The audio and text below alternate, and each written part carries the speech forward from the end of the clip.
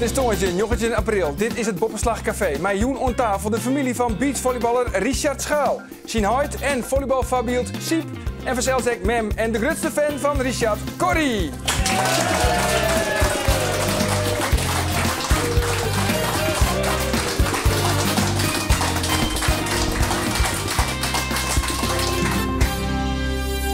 En het publiek, dat is de Ljouwerter Volleybal- en Beachvolleybalvereniging Deto 82 en de Orde Volleybalmaten en no de Klaverjasclub van Heid Siepschaal.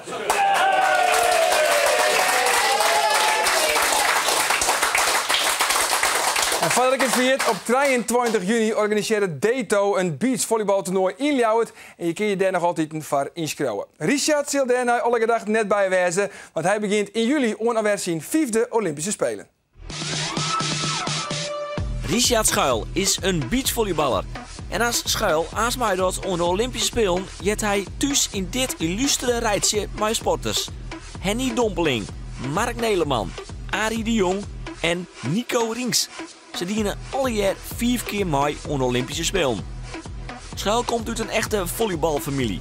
De broers René, Erik en Richard beginnen hun volleybalcarrière alle jaar bij volleybalclub Wilgaat.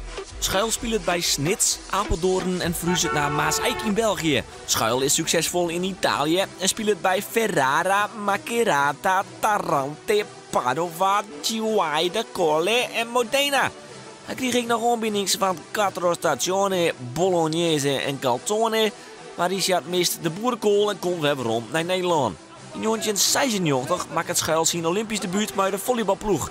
En je mag je wel stellen dat dat vlot een succes is. Ja hoor, Nederland wint met 17-15 de 5e set. In 1997 wordt Schuil Europees kampioen. De Spelen in 2000 en 2004 worden geen succes. Schuil stapt oer naar het beachvolleybal. De RM-maat Rijn de nummer door winnen zij als eerste Nederlanders een World Tour wedstrijd in Bahrein. Ze winnen in totaal zo'n World Tour wedstrijd en worden 3 keer Europees kampioen. Op de Olympische Spelen in Peking binnen ze medaillekans hebben, maar ze worden in de kwartfinale uitskekelen. Het hier daarna wordt Schuil uitroepen tot Most Outstanding Player van het jaar. Schuil gaat nou op voor zijn 5e deelname onder Spelen. Ook roeier Diederik Simon en hockeyer Teun de Nooijer komen aanst op 5 deelnames. De vraag is dus, waar krijgt aanst de eer om uit de vlaggen te rennen?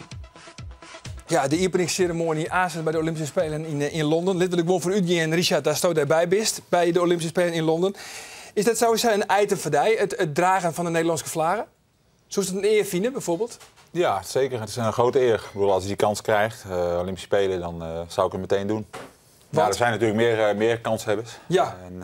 Maar ik ben er één van, dus als ik die kans krijg, doe ik het meteen. Ja, want hoe kost die koers niet? Want net als mij roeier Diederik Simon en hockeyer Teun de Nooijer. Die ben ik inderdaad koershaver voor het dragen van de Nederlandse vlaggen. Hoe kost die koers niet? Nou, Teun de Nooijer was een tijdje geleden uit de hockeyselectie gezet. Dus, maar die is nu weer terug. Dus, en als hij erbij is... Is hij er weer bij?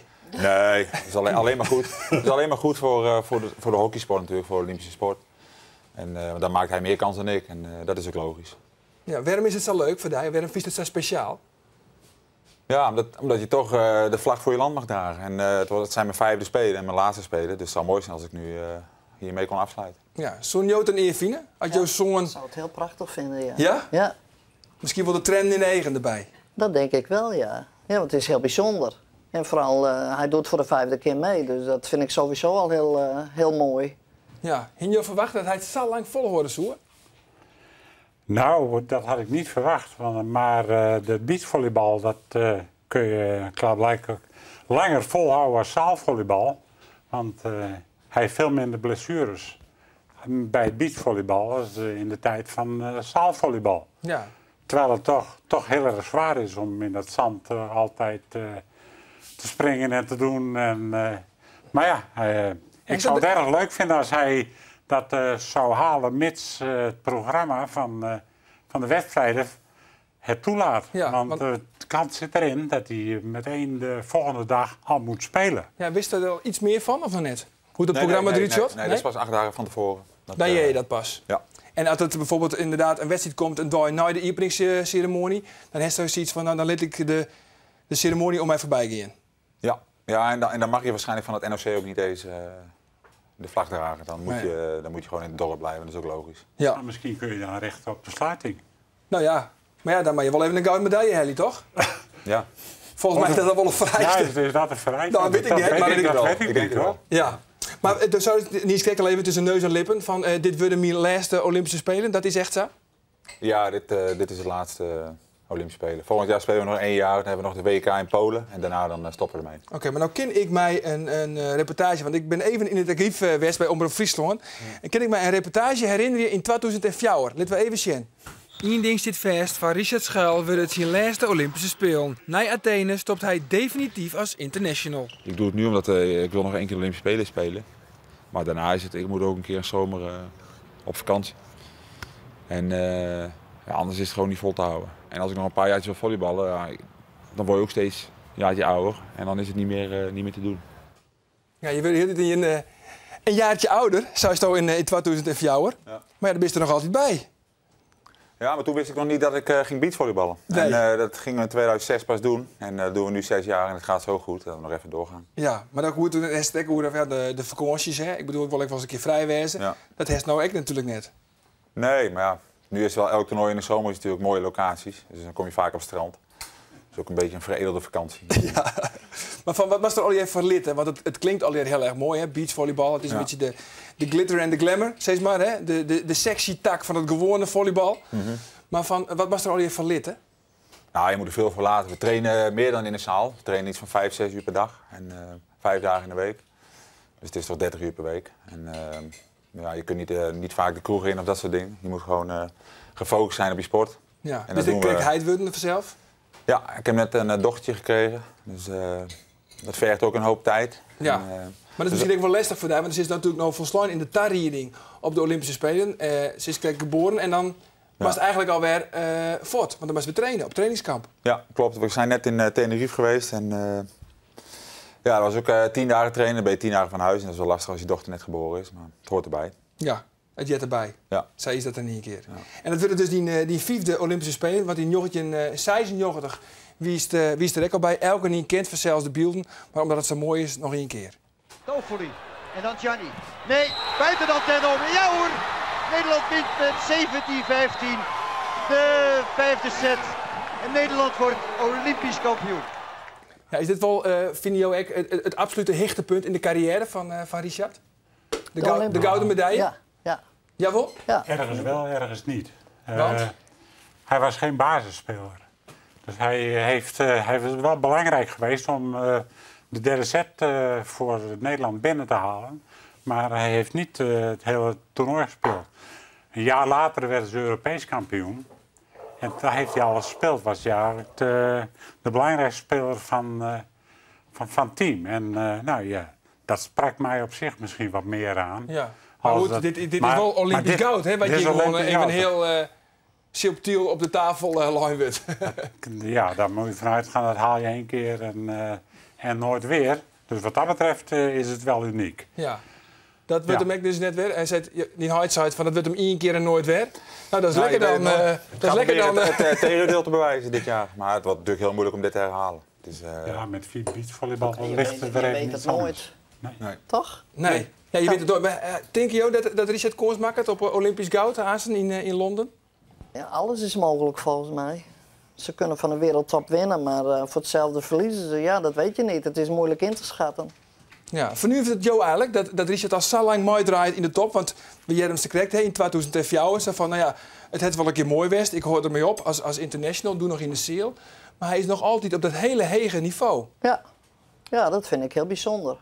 Ja, hier al in Maar de dat gaten. komt ook omdat de combinatie Reinder Nummerdoor en Richard ook zo goed is. Ze kunnen heel goed samen opschieten. En ik denk dat dat ook wel belangrijk is, dat je een goede sfeer hebt. Daar is hij heel gevoelig voor een beetje goede sfeer. Je toch? moet heel zuinig zijn op je lichaam, hè, op die leeftijd. Want volgens mij kan hij nog wel een tijdje door, als dat zou moeten. Ja. Want ze spelen toch bij de top 6 van de wereld. Dus Dus wat jou onbelangrijk, want er komt vanzelfs nog een WK aan beachvolleybal. Net volgens mij in 2015 in eigen land, Scheveningen. Is dat nog misschien iets wat hij onder twijfel in brengt? Ja. WK in eigen land is wel leuk. Ja, het heeft me wel een beetje doen twijfelen, maar uiteindelijk is het te ver weg, over 3 jaar. En dan ben ik 42, 41. Ja, Topfit. net iets te veel van het goede. Ja? Ik denk nog En 1 later jaar. komt Rio. Ja, als ik in 2015 haal, dan ga ik door tot Rio natuurlijk. Ja, toch? Nee, maar het is... Ik denk het niet. Ja, ik denk Ik denk komend het jaar ook niet, maar nog. het zal Zeg wel. nooit, maar ik ga ervan uit dat volgend jaar het laatste jaar is. Ja, ja. Dan, Want als er nog een Olympische Spelen bij komt, dan komt het rietje van Ankie van Grunsven, hè? Ja. Maar, Bist je een man van statistiekjes? Is dat leuk om te weten van, nou ja... nou, een beetje wel. Het is natuurlijk leuk om een van de weinigen te zijn met veel Olympische Spelen. En ook in 2 verschillende sporten. Maar mijn ambitie om een 6 te halen, nee. Dat heb ik er niet voor ogen. Nee. Zeg je het al, want even weer waarom, helemaal naar het begin. Want win Jo een fanatieke volleybalster? Nee. Oh, Ik heb Dan ben ik al weer ooit een praat. paar jaar... een paar jaar heb ik gevolleybald, maar nee, ik ben niet de ster. nee. Het niveau mooi eigenlijk je namen, hè? Nee. Maar ze hebben het meer van pa. Van jou af, hè? Ja? Ze hebben de club ook weer opgegeven, hoor. Oh, de club van jou, ja? De club van jou bestaat net meer. Nee, die bestaat dat al is lang niet meer. armzalig. Ja, Armoedroef. Ik was, aan het net was ik wel een dreiging vanwege mijn lengte, maar dat was dan ook het enige. Oké. Ja, ik bedoel, dat hoor ik al. ik heb die techniek niet en die hebben zij wel. En dat kan je heel duidelijk zien. Hebben onze andere zoons ook geweldige techniek. Ja. En dat mis ik. Maar ja, ik heb wel weer andere kwaliteiten. Oh, denk ik. godzijdank. Godzijdank. Maar ze hebben dus een beetje van jou, mooi krieg, want jou hebben heel lang volleyballen, hè? Jawel, maar ik ben toch vrij laat begonnen. Pas op mijn 22e met volleybal. Ik kwam bij Philips te werken en daar hadden we een volleybalclub. Nou, en daar hebben we jaren mee gespeeld. Eigenlijk met een bedrijfsvereniging die gewoon in de competitie mee speelde. Onder andere tegen die mannen die hier allemaal zitten. Ja. Toen nog, De toen nog. Oort-Poegenoord, ja. En na een x-aantal jaren ben ik overgestapt naar hun. En, maar ja, toen ik miste dus de basis om een hele goede volleyballer te worden. Omdat ik veel te oud Maar begonnen ben. Maar wat voor niveau hebben we het dan? Ik heb 3e divisie gespeeld. 3e divisie. Ja, dat is het hoogste geweest. En nou ja, voor de rest, omdat we steeds ouder worden, maar steeds hetzelfde ploegje hadden. Ja, zak je wat in... Maar de top wie 3e divisie? De top was 3e divisie. Ja. En toen hebben we heel lang zaterdagmiddag gespeeld in een promotieklasse of eerste klasse, hoe het ook maar heet tegenwoordig. En nou, we hebben 30 jaar met elkaar gespeeld. Ja. Met deze jongens. En dat Dus was, daarom komt het eigenlijk waarschijnlijk, als je 30 jaar lang volhouden, hè? Ja. Dan is het logisch dat Richard het zo lang volhoudt vanzelf. ja, Ja, maar toch? Ik leidde daar een link. Maar die was ook al aan het volleyballen toen hij nog maar 6 was of 7.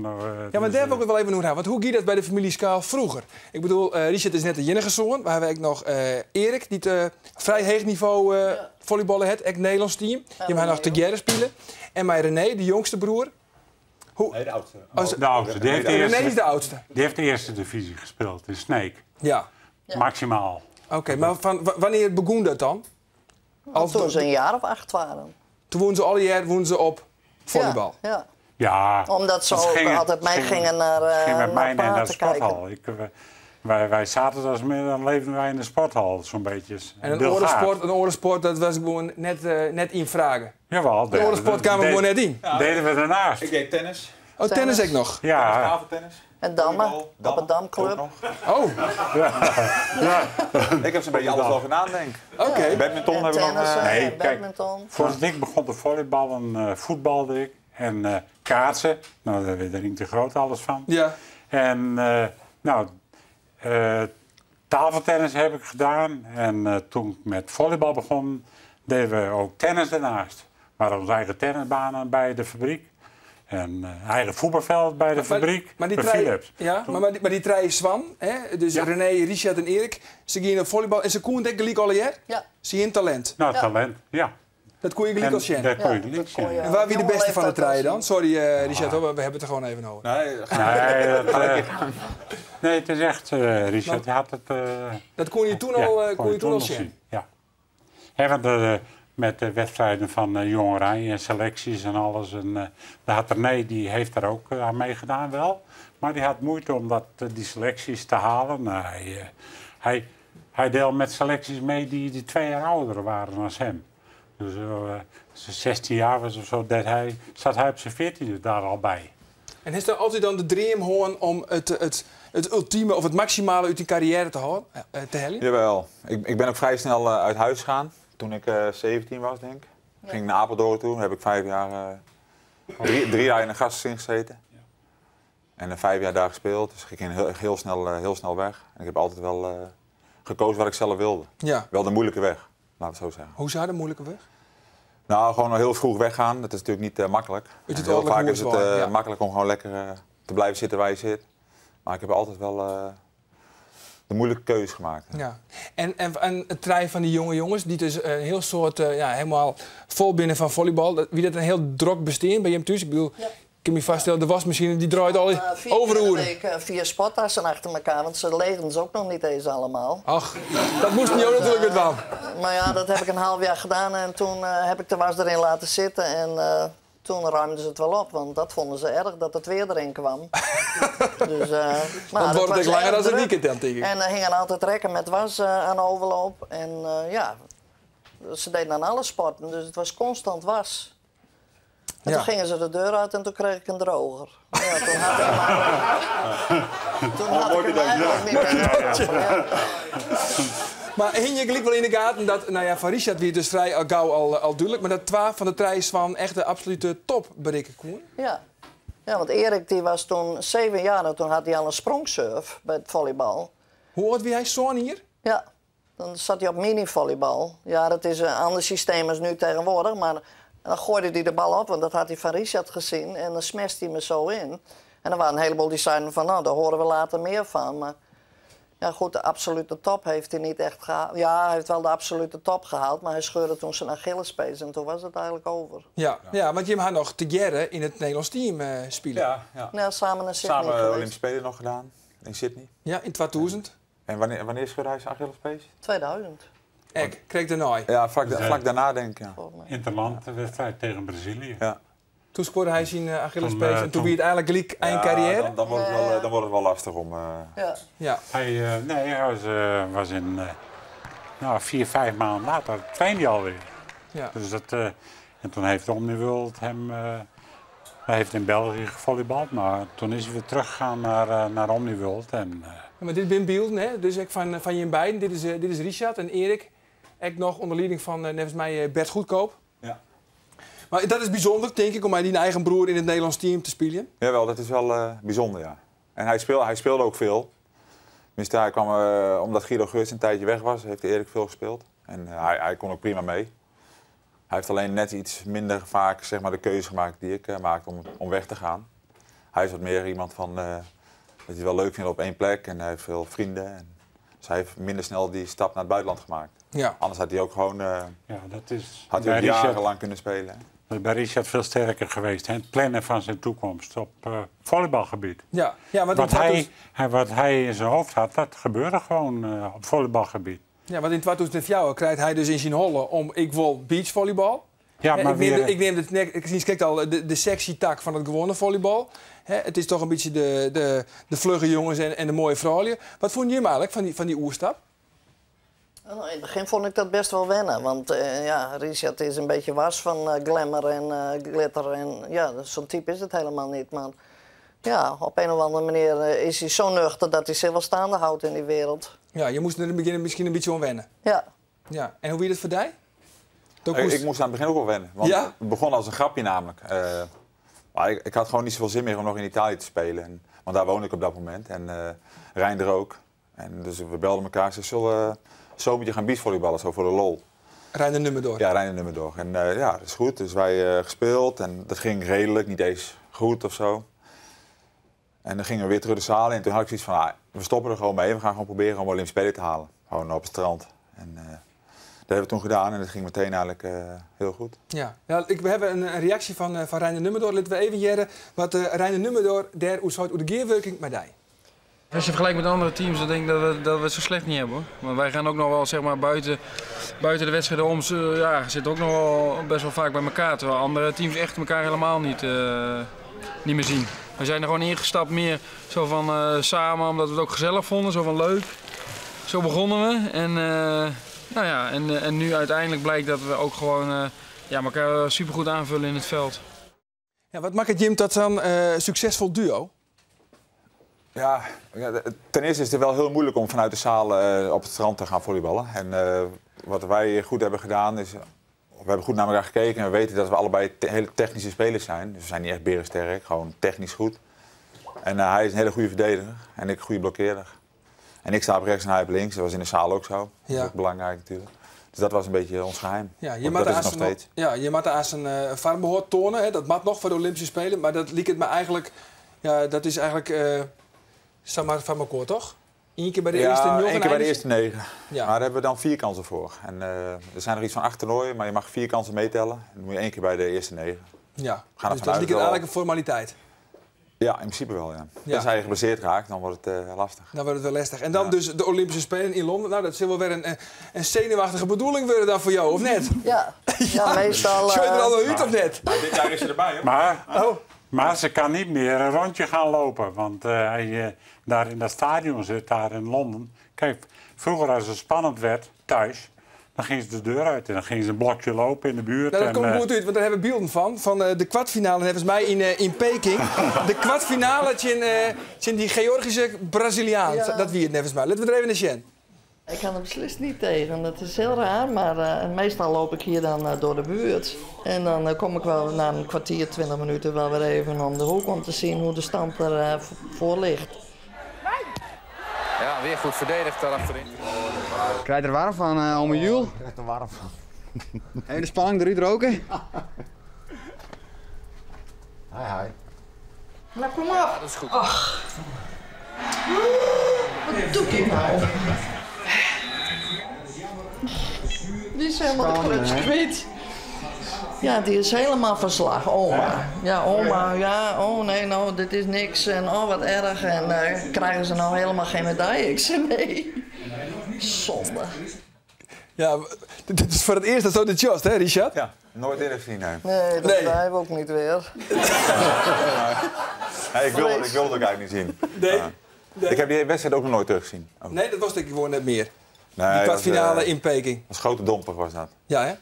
Ja, maar er is natuurlijk revanche, Helje. En je lijkt vanzelfs een geweldige gouden medaille op tafel. Maar wat is er mogelijk in Londen? Ja, alles is mogelijk. We staan 5e op de Olympische ranking. Dus dat is behoorlijk hoog. Maar, Een gouden medaille, je hebt de mogelijkheden. Ja, het hoort tot de mogelijkheden, ja. Het is niet meer ons doel. 4 jaar geleden wel. Toen gingen we er echt heen om goud te halen. Dat is toen niet gelukt. En nu gaan we erheen om, met een ander doel. Maar net voor de lol.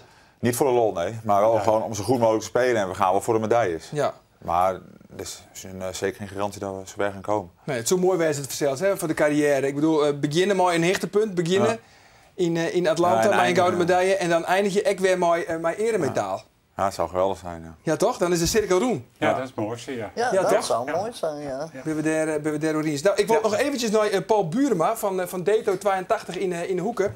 Paul, want je organiseert een groot beachvolleybaltoernooi in Ljouwert. 23 juni is het, hè? Ja, klopt. Ja, en hoe komt dat eruit te zien? Nou, het is een toernooi wat nu 2 jaar onder gang geweest is.